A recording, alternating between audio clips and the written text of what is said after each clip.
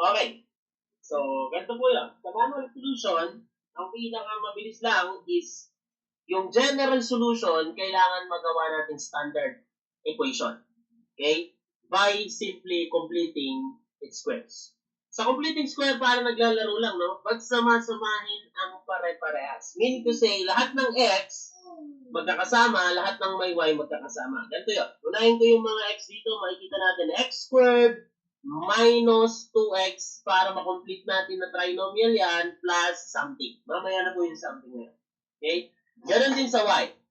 Plus, pero sa y po, kailangan ang coefficient ng second term is 1. So, ipapactor out ko yung 4. Ang matitira dyan ay y squared minus. Sir, ba't naging 2y yan? Kasi ito ay negative 8y. Pinactor out mo yung 4. So, minus 2y plus something. Lahat ng constant term sa right side na. So, that is equal to negative 1.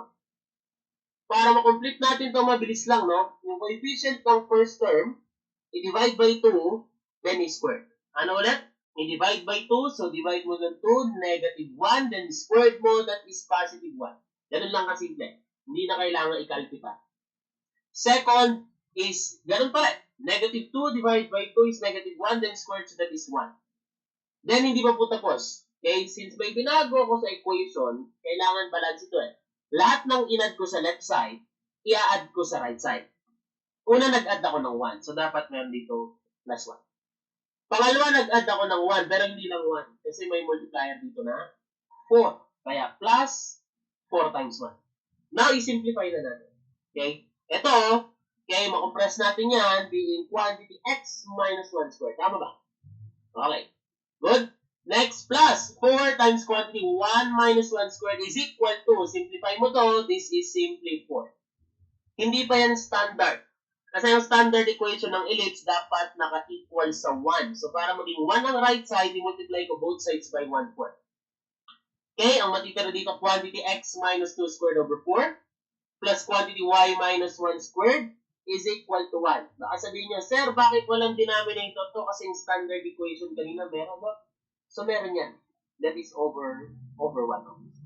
Standard equation na yan. Obviously, your center is at h, which is 1, and k is equal to 1.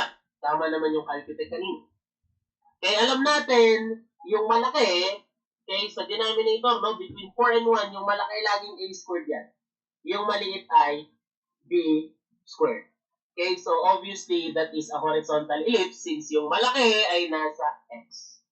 Okay, then a is 2, square root of 4, and b is square root of 1 is 1.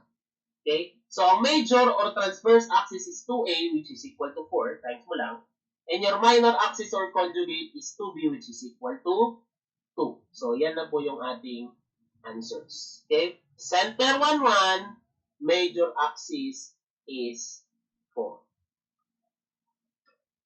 Okay, next. Determine the coordinates of the foci of the equation given. Okay? Equation given. So, una, kailangan i-transform ko to sa standard form, which is simply by completing the square. Okay? So, ganun ulit. Lahat ng x, pagkakasama, pero dapat ang coefficient ng second degree ay 1. So, ilabas ko si 25. Ano matitira dito? Simply x. Ang matitira naman dito ay negative 6 plus mamaya na ulit. Ganun din sa y, lalabas natin yung 16 sa y squared. So, ang matitira dito ay y na lang, squared. Ang matitira naman dito ay simply 8y plus something. Then, ang constant term sa kabila, so that is negative 81. Okay? Negative 81. So, i-complete natin. Divide mo to ng 2, that is negative 3. Then, squared mo, that is 9. Dito naman, i-divide mo ng 2, so that is 4. Squared mo, that is 16. Lahat ng in-add sa left, ila-add sa right. Okay? Don't forget the multiplier. So, 25 times 9 plus 16 times 16. Simplify mo to. 25 times quantity x minus 3 squared plus 16 times quantity y plus 4 squared. This, simplify mo sa calcu, 400. Again, dapat ang right side equals to 1, so i-times mo both sides by 1 over 400. 25 over 400 is simply 1 over 16. And 16 over 400 is 1 over 25 is equal to 1. Standard na po yan. Okay? Yan. Sige. Center is at positive 3, negative 4, obviously. Then, ito, maliit yan. So, yan ay b squared. Tandaan natin. Yung malaki ay a squared. Kaya yung a squared mo nasa y. Kaya ito ay vertical ellipse. Okay, so para makuha natin ang foci, obviously your A is 5, square root of 25, and your B is square root of 16 is 4. Okay, kung tatandaan natin, ang pinakamalaki sa ellipse ay A, kaya ang ating formula ng ABC ay A squared is equal to B squared plus C squared. Substitute natin, makukuha mo C to be 3. Ano ulit ng C? Center to focus. Mabilis na po to. Kung medyo hirap kayo, i-plot nyo, pero kung hindi naman ganito lang kasimple. Since vertical ellipse tayo, from center, tataas ng 3. Kasi vertical ellipse, no? Tataas ng 3 kasi center to focus is 3. At bababa ng 3 yung isa.